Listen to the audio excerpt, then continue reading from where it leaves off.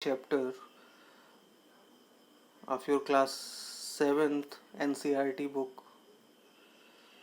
First chapter name is Tracing Changes Through 1,000 Years. As you see the name, it means that the changes occur like in time.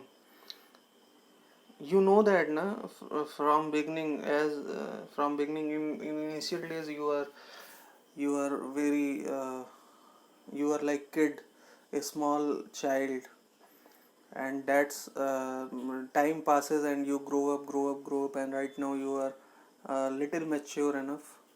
So you see that the duration of time passes and how it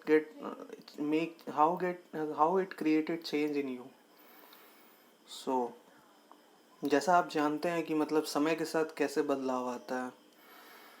आप बचपन में छोटे बच्चे के रूप में पैदा होते हैं और धीरे धीरे आप बड़े हो जाते हैं, ग्रो करते जाते हैं और एक मैच्योर बॉडी आपको मिल जाती है।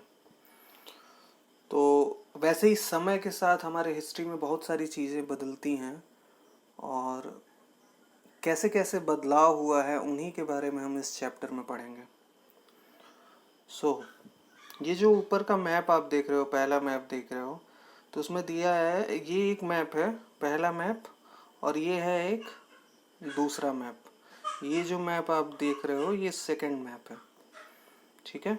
तो आपको ये दिखाई दे रहा होगा कि ये काफ़ी डिटेल में, सेकंड मैप जो है ये काफ़ी डिटेल में है, सब कुछ क्लियर कट दिया हुआ है, सारी चीज़ें वेल मैनेज्ड हैं। आप कहीं जाके कुछ भी फाइंड कर सकते हो। जैसे मैं ये देखना चाहता हूँ कि कुछ भी अगर मैं यहाँ फाइंड करना चाहता हूँ, जैसे ये देखिए, ये पर्टिकुलर रीजन, रिबॉन, मंगोल, ये अलग अलग रीजन यहाँ पे दिखाई दे रहा है, ठीक है। अलग अलग रीजन यहाँ पे आप देख सकते हैं, ठीक है। तो इससे काफ़ी आसानी मिलती है प्लेसेस को जानने में मैप के थ्रू। बट ऊपर वाले फिगर में ये मैप है, इसके थ्रू कुछ आपको इन्फॉर्मेशन नहीं लग रही है, जबकि ये इंडिया का मैप है।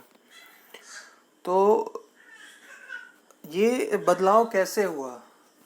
धीरे धीरे हमारे अंदर क्षमताएं बढ़ती गई, हमारे पास इंस्ट्रूमेंट्स बढ़ते गए, हमारे पास वो एनालिसिस की पावर बढ़ती गई, जिसके माध्यम से हम बड़े स्पेसेस को एक छोटे से दायरे में हम समेट सकते हैं। और मैप का काम ही यही होता है। आपने क्लास 6 में मैप के बारे में पढ़ा हुआ है। तो मैप में हम बड़े क्षेत्रफल को छोटे से एरिया में दिखाते हैं। सो इसमें दिया है, take a look at map 1 and 2। Map 1 was made in 1154 CE। जो मैप 1 बना हुआ है वो 1154 CE में बना हुआ है, बाय द अरब जियोग्राफर अल इदरिसी। एक अरब के जियोग्राफर थे, उनके द्वारा बना हुआ है, अल इदरिसी थे, उनके द्वारा बना हुआ है। The section reproduced here in detail of Indian subcontinent from his larger map of world. ये जो आप छोटा सा हिस्सा देख रहे हो, ये एक बड़े से हिस्से से लिया गया है और ये इंडियन सब कॉन्टिनेंट का है। तो आप देख सकते हो कि ये इंडियन सब कॉन्टिनेंट को उन्होंने कैसे बनाया हुआ है, जो बिल्कुल अलग है आज के मैप से। और मैप 2 जो बना हुआ है वो 1720 में बना हुआ है, जो फ्रेंच कार्टोग्राफर उन्हें कहते हैं जो मैप बनाते हैं, उनके द्वारा बना हुआ है, फ्रेंच कार्टोग्राफर के द्वारा बना हुआ है। तो ये दोनों मैप आप देख सकते हो, बहुत डिफरेंस है इन दोनों में। और जबकि ये सेम एरिया के लिए, सेम क्षेत्रफल के लिए है, लेकिन इनमें डिफरेंस है। In Al Idrisi map, south India is where we would expect find in north India. Al Idrisi के मैप में साउथ इंडिया वहाँ है जहाँ पे हमें नॉर्थ इंडिया फाइंड करना है। Sri Lanka is the island at top, और श्रीलंका क्या है, टॉप पे दिखा रहा है इंडियन सब कॉन्टिनेंट के, जो बिल्कुल रॉन्ग है। और प्लेस के नाम इसमें अरेबिक में दिए हुए हैं।